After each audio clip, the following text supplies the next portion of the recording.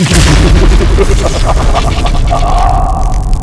you're looking for more power in your golf swing. Did you know that most golfers do not utilize the power that they generate currently and are trying to search for some other way to hit the golf ball further? In today's video, I'm going to explain to you how you should be looking at your club head speed and the relation to the ball speed, because that is where power that you are sacrificing is probably gone. It's not a matter of how fast you swing it, but it's a matter of where you hit the golf ball on the club head. So stay tuned as we are in 121 degree weather today, because I care about how you hit the golf ball.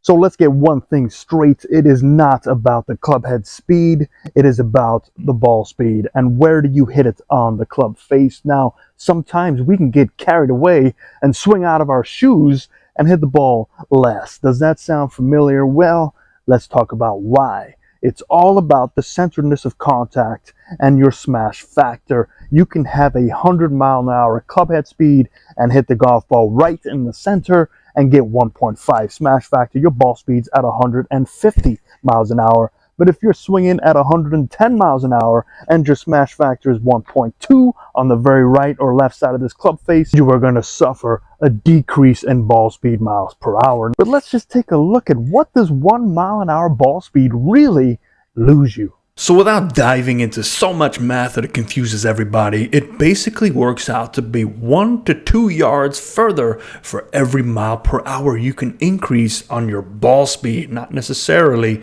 your club speed. Now remember, the faster you get that club head speed, the more potential you are able to transfer to the golf ball by hitting it in the center. But remember, what happens when you have more club head speed, more things are moving, and the odds of you maintaining your precision when more things are involved drops down. Hear from somebody about the launch angle and spin rate and how that affects the ball speed, and it doesn't really affect the ball speed for the average amateur. Remember, our ball speeds for the average amateur fall between 130 and 160 maybe at best. We can clearly see the faster your club head moves, the more you're going to benefit from the angle of attack and also your launch angle, because if you look at the upper left corner of the 200 miles an hour versus the upper right corner of the 200 miles an hour, we're looking at close to 50 yards difference on the legend. But if you take a look at where the average amateurs fall into, you can see they don't really rise up much. So don't worry too much about launch angle at this point. It's about controlling where you strike that golf ball, and that can only come from a controlled motion and not trying to hit the ball so hard. Next, we're going to take a look at a few things that I see that most amateurs try to do in their golf swing that actually is hindering their ability to strike that golf ball with precision. It is about precision ball striking, not erratic swinging out of my shoes as hard as I can, break my back, occasional striking in the center. Number one is, where is your angle? Most of us suffer from rotation, so we have to make up that lack of rotation by utilizing our wrists a little bit too much, wrist and arms, and the wrist and arms start getting independent. You know what independent thinkers are like? Well, we'll leave that for debates, but independent arm motion is not a very good thing, specifically when you don't have the body rotation to allow for that independent arm motion. If my arms get carried away due to lack of rotation, I'm going to be slashing, and it's going to be an interesting day. And you can actually, yes, time that pretty well, and you can hit the occasional one pretty good, but odds are you cannot do that consistently. So consistent power means you have to keep your hands in front of your chest at all times. And I know you see it on TV. I know you see them get their club all the way back to parallel, but that's not the case. They get it back to parallel because they're turning enough to get it back to parallel. If you see the tour pros turn like you or I, the average day golfers that sit in a nice air conditioning office that seizes up their body and get on the first tee and they can barely turn 10 degrees, I've seen golfers get up here with no turn and they make up for that because, hey, I got to get the club to parallel, but if I don't turn enough, I'm going to be slashing back out in front. So number one is you have to get your body rotation to get more turn. Most of us don't turn our hips enough. We try and overturn with our shoulders. So get these hips involved. If I get my hips involved, my shoulders can just turn naturally, and that'll allow my arms to be more out in front of me. Number two is don't look to increase your wrist angle. Lag is the biggest destroyer of amateurs. So yes, I said it, Lag is the biggest destroyer of amateur golf swings. And by lag, I mean trying to increase this angle and hold that retention as long as you can, because when you're not rotated enough, your hands get so much reliant on this lag. All of a sudden, I have too much lag. I get down to impact. How am I going to hold all this lag down and hit the golf ball without having to flip it and dip it? And that's probably where you are, is a flip and dip or is a block and chop. And I've been there, so I know exactly what those feel like. I'm going to challenge you to this. If you want to hit the ball with more consistency, lay off the wrists. If you want to hit the ball with more consistency, increase the turn. So it would not be against what I'm trying to teach the average golfer to get that body turn and try it with little wrist hinge. You don't need all this. This results in timing. This, in 0.1 seconds down the impact, you got to hit a lot of golf balls to get that timing down. If you are like me and you're stuck in the office dreaming about golf on this beautiful 121-degree day, but either it's too hot or you just don't have the go-ahead from your significant other, you have to figure out, how do I work on my golf swing? I have to keep it with less things moving, which means less wrist hinge, which means more body turn. If I can limit the arms, I'm going to hit the ball with more consistency. So I want you to try this the next time you're on the range. I want you to just get your body to turn, get your arms to go out to here, feel like that club is pointing away from your target. And from here, just go ahead and turn through. Now you notice when I do this, I'm still able to press into it much easier.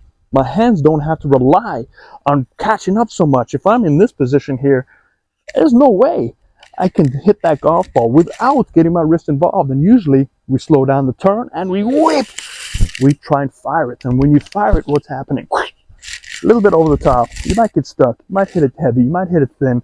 So try it with less wrist hinge, less lag, more turn, arms shorter. I would love to see everybody come back with a swing that's here and boom, just strike the golf ball. You're now engaging more body and less wrist and hand. So let's take a look at some of the golf swings to see what I'm talking about. Let's just take a look and see if I can explain this lag issue and the turn issue. So what we're talking about is when the club gets to parallel with the ground at the top of your swing, and we can see that she is a very flexible golfer and she's able to get that club. Let's see how far she gets it back. She gets it back a little bit past parallel. And the problem with most people that watch television, they go, man, I got to get that club all the way back because that's where all the power is. And I can get that by increasing this wrist hinge, and I can get that by getting my arms more involved, because unfortunately most of us don't have that amount of shoulder turn at the top of your swing, and most of us don't have that amount of hip turn at the top of your swing.